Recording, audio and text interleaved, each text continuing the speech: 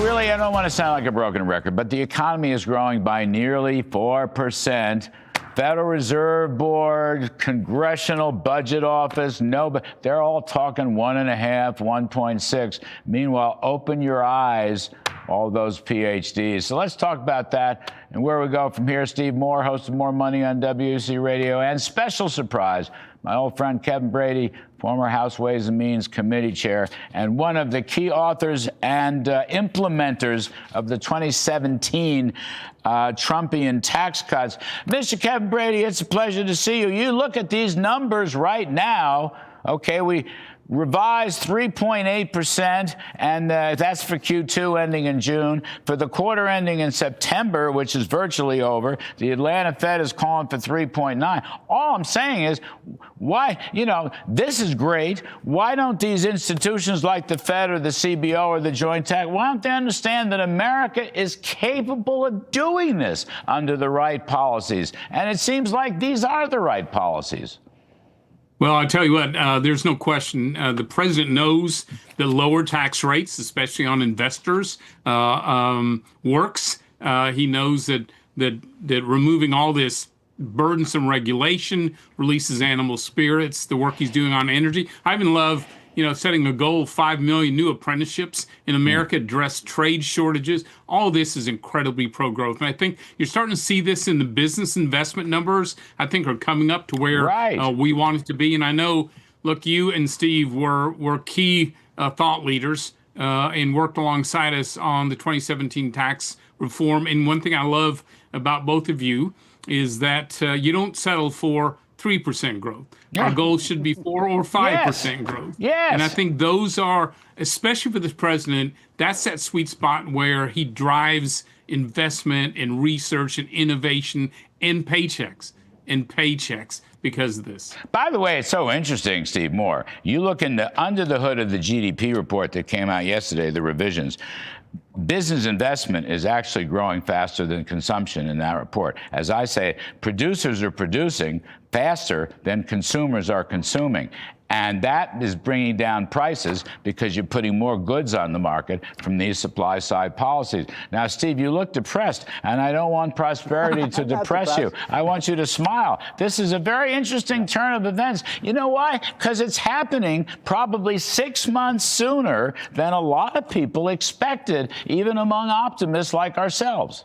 Well, do you remember when these smart economists like Paul Krugman, Larry, were saying that we would have a second Great Depression and a stock market crash if Trump won the election? They said that, by the way, in 2017, and then they said it. And then they said it again in 2025. These are exceptional numbers. By the way, Kevin Brady is really one of my heroes. This tax cut would not have happened both times if it had not been for him. So, Kevin, saluting you.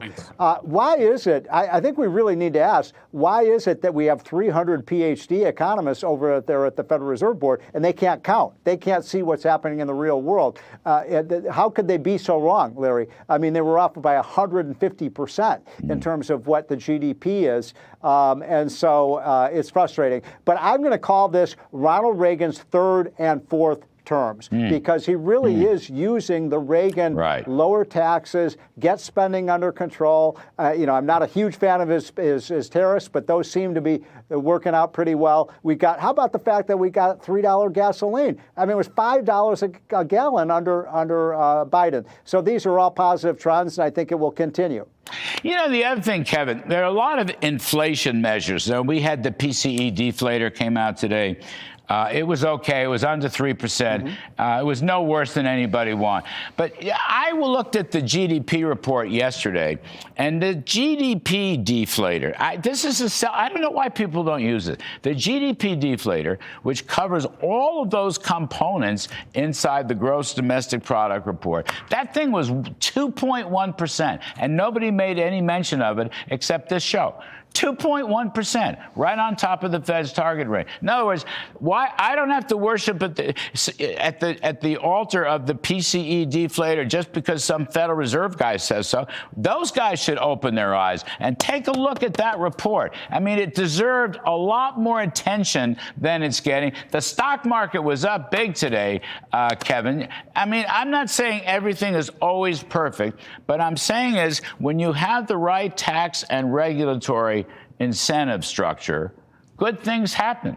The private sector, frankly, I don't think anybody cares. We have Kim Strassel coming on there. Nobody cares about government shutdown. Who cares about the government shutdown? As long as you keep Social Security and Medicare going, you're fine. The private sector is growing. Business investment is growing.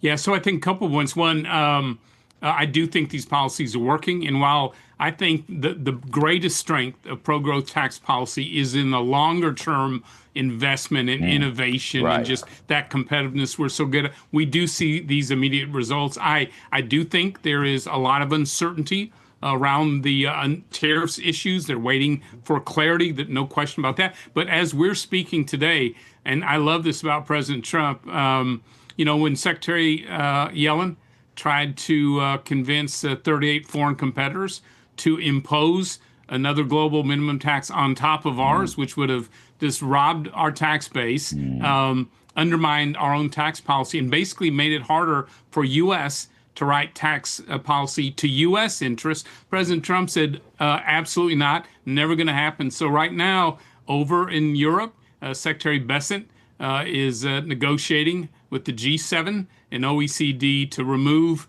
that double taxation, basically force the OECD plan out of the U.S. tax code. And that's really critical because without it, you're going to see slower growth. We're not going to be able to compete as well overseas at all. You're going to see double taxation on American companies and workers. So again, people aren't paying a lot of attention to that international competitiveness, but it is hugely important. Really appreciate the Secretary and the President leading that. Well, Steve, last word, just the last few seconds. Let's not attack American businesses. You know what I mean? Let's not tax American business. Let's not let foreigners attack American business. Let's not let the Justice Department attack American business, for heaven's sake. Businesses, these are job creators. They're technology innovators and job creators. I mean, you look again inside that GDP report. The information technology, intellectual property, that thing's growing at 15% a year, for heaven's sakes. You don't want to stop that, do you? Yeah, the Justice Department should leave Google alone, leave Amazon alone. If a company is successful, that should not be a crime in America. We're so dominant. But the Chinese would love to have a company like Google or Amazon or Apple or NVIDIA. So making a profit should not be a crime in America. I want to correct you on one thing, Larry. You called it the government shutdown. No, it's the Schumer shutdown. Chuck Schumer wants to shut down the government. He wants nothing more. He will not take yes for an answer. He won't negotiate. Kevin Brady, you've been in Congress. He wants to shut down the economy and the government. We got Kim Strassel coming up. We're going to talk all about that, the secret sauce of Russell vote. Anyway, gentlemen, thank you, Steve Moore and Kevin Brady. We appreciate it. As I said.